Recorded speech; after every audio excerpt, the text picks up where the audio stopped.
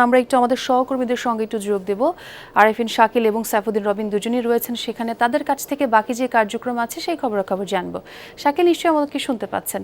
আমরা যেমনটি বলছিলাম একটু আগেই তাদের শপথ পড়ানো হয়েছে ডেপুটি স্পিকার এবং স্পিকারকে।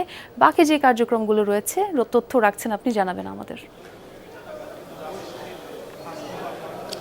ধন্যবাদ ছোয়া। এরপরে মূলত রাষ্ট্রপতি বক্তব্য যেমন রাখবেন তেমনি অন্তর্বর্তীকালীন সরকারের সময় 133টি বিষয়ে যে অধ্যাদেশ হয়েছিল সেই অধ্যাদেশের আইনে পরিণত করার বিষয়ে সংসদ উত্থাপন করা হবে। সেখানে সংসদ সদস্য আলোচনা করবেন।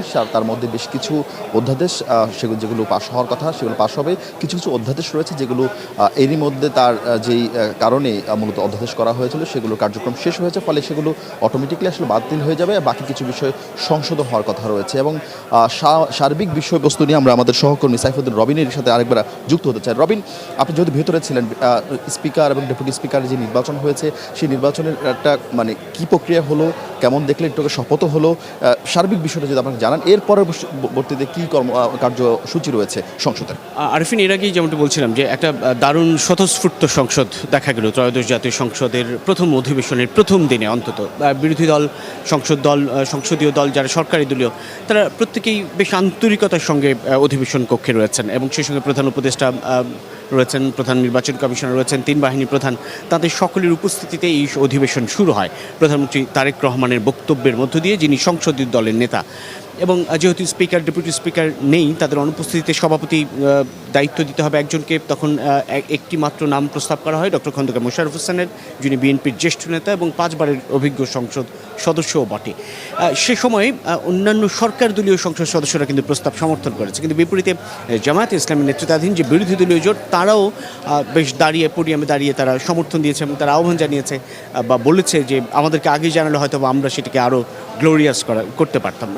এক ধরনের আন্তরিক পরিবেশে মূলত এই অধিবেশন কার্যক্রমটি শুরু হয় এবং এরপর সভাপতির সভাপতিত্বে তার পরিচালনায় মূলত এই কার্যক্রম পরিচালিত হয় এবং স্পিকার হিসেবে যিনি ডক্টর হাফিজউদ্দিন বীর বিক্রম, যিনি মুক্তিযুদ্ধ বিষয়ক মন্ত্রীও ছিলেন, তিনি সেখান থেকে সরে স্পিকারের দায়িত্ব গ্রহণ করলেন এবং প্রথমবারের মতো সংসদ সদস্য ব্যারিস্টার কায়সার কামাল, যিনি ভূমি প্রতিমন্ত্রী, তারা দুজনই মন্ত্রিত্ব ছেড়ে দেবেন এখন, ডেপুটি স্পিকার হিসেবে তাদের নাম প্রস্তাব করা হয়, সমর্থন করা হয় এবং সেখানটাতেও সরকার দলীয় সংসদ সদস্য যারা স্পিকার এবং ডেপুটি স্পিকারের বেলায়, তারাই কেবলমাত্র হাঁ ভোট কিংবা করতালি দিয়ে অভিনন্দন জানিয়েছে জামায়াতে ইসলামীও, কিন্তু কণ্ঠ ভোটের সমর্থনের বেলায় তারা সেখানটা বেশ নীরবতা পালন করে, তাদের তরফ থেকে নাও ছিল না কিংবা হাও ছিল না। এরপরেই 133টি অধ্যাদেশ, যেটি বিগত সরকারের, সেই অধ্যাদেশগুলো নিয়ে আলাপ আলোচনা হবে, শোক প্রস্তাব নিয়ে আলোচনা। রবিন, কথা বলছিলাম সাইফুদ্দিন রবিনের সঙ্গে এবং সেই সঙ্গে খানিক বাদে যে বিরতি চলছে, বিরতির পরপরই বাকি যে কার্যসূচি রয়েছে সেগুলো শুরু হবে। ছোঁয়া, সেই খবরের নিঃসন্দেহে আপনাদেরকে জানাবো।